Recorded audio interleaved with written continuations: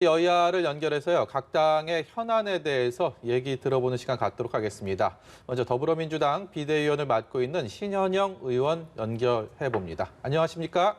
예, 안녕하세요. 신현영입니다. 네, 부동산 정책 얘기 좀 해보겠습니다. 보궐선거 이후에 민주당이 부동산 정책 전환에 대한 움직임은 있습니다. 그렇기 때문에 종부세 완화도 그렇고요. 대출 규제 완화도 그렇고 다양한 안들이 거론되고 또 보도가 되고 있는데 그렇기 때문에 더 혼란스러운 분위기가 연출되고 있는 것 같습니다. 민주당 내 부동산 정책 어떻게 전환되고요? 현재 기조는 어떻습니까?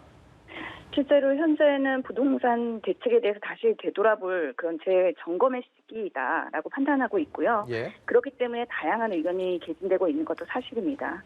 그래서 당에서는 부동산 TF 플랫폼을 만들었습니다. 다양한 의견과 네. 그런 디테일에서의 수정 보완될 부분이 어떤 건지에 대해서 살필 예정이고요. 하지만 더불어민주당은 집은 삶의 터전이고 투기의 대상이 되어서는 안 된다라는 공고한 철학을 가지고 있습니다. 그렇기 때문에 그 원칙은 지켜질 것이고요. 다만 현장에서의 2030 청년 세대 또는 실수요자분들, 1인 1주택 분들에게 피해가 가지 않는 방향으로 보완할 수 있는 부분을 고민하려고 합니다. 언제쯤 그런 구체적인 안들이 나올까요? 굉장히 그 부분에 대해서 관심 있는 분들이 너무나 많기 때문에요.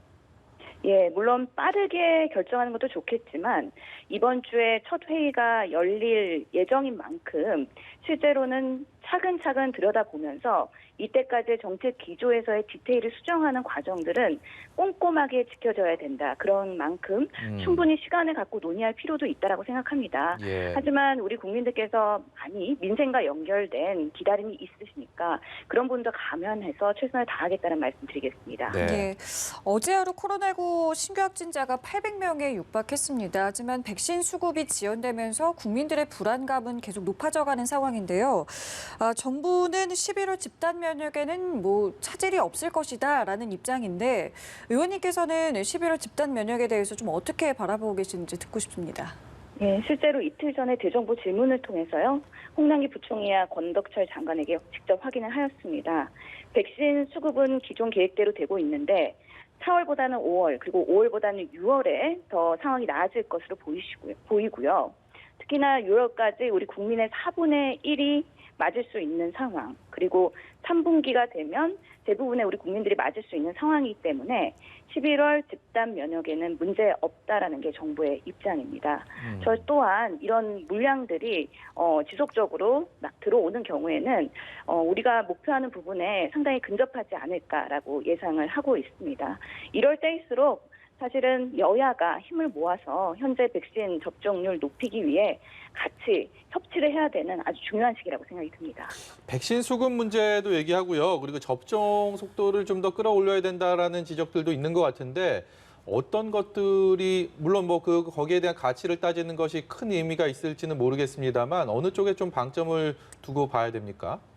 두 가지 다 중요한 부분이긴 한데요. 우선은 수급을 더 많이 확보하는 부분. 왜냐하면 우리가 3차 접종까지도 필요한 상황이 올 수도 있다라는 판단하고 있기 때문에요. 정부가 외교적인 총동원을 해서 추가적인 공급에도 최선을 다하고 있는 건 사실이고요. 예. 그 성과가 조만간 나오지 않을까 예상도 해봅니다. 또한 접종률을 끌어올리기 위해서 여러 가지 안정성 문제나 우리 국민들이 좀 더 빠르게 편안하게 맞을 수 있도록 하는 시스템 개선도 당연히 수반되어야 된다고 생각합니다. 예. 이게 다음 주에 경상북도 일부 지역에서 이제 사회적 거리두기 개편안이 시범적으로 적용이 되고 또 서울시, 부산시, 경기도 일부 지자체들이 독자 방역도 추진을 하는 것을 계획하고 있다라는 이야기가 나오고 있는데 다만 이것이 정부의 방역 정책과 다소 좀 혼선을 빚을 수 있다라는 우려도 있습니다. 어떤 견해 갖고 계시는지요? 저 또한 우려하는 부분이 있습니다. 지금 오늘 797명의 확진자가 나왔는데요. 계속해서 확산세로 예상이 당분간은 예상하고 있습니다. 지자체가 방역을 지역의 특성에 맞게 자율적으로 하는 부분에 대해서도 존중을 하지만 공통적으로 중앙정부의 방역 지침을 준수하는 것도 중요하기 때문에 적어도 영업시간 제한이나 아니면 인원수 제한 이런 부분에 있어서는 우리 지역마다의 공통된 그런 중앙정부의 지침을 준수하면서도 다른 현장에서의 디테일의 자율적인 모델로 가야 되지 않을까 생각을 합니다. 마지막으로요.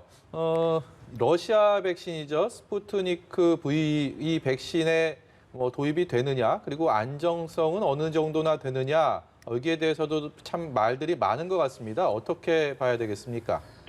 실제로 러시아 백신을 검토하는 것은 플랜 B에 만약에 우리가 예상하지 못했던 사태를 대비하기 위함입니다. 그렇기 때문에 지금 당장에 조급할 필요는 없다라고 생각을 합니다. 다만 이런 여러 가지 러시아 백신에 대한 안정성이나 그런 여러 가지 데이터들을 검증하는 과정은 있어야 되겠다. 그리고 우리가 많이 확보를 해서 지금으로서는 조급한 상황도 아니고 실제로 6월 달 아니면 3분기가 되면 예상했던 계약 물량들이 충분히 들어올 거기 때문에 시급하진 않지만 지금 상황에서의 예측 못하는 여러 가지 변이 바이러스 등에 대비하기 위해서 예. 러시아 백신뿐만 아니라요. 국내 백신 개발에도 같이 힘을 쏟아야 된다고 생각합니다. 네, 오늘 말씀 여기까지 듣도록 하겠습니다. 고맙습니다. 감사합니다. 예.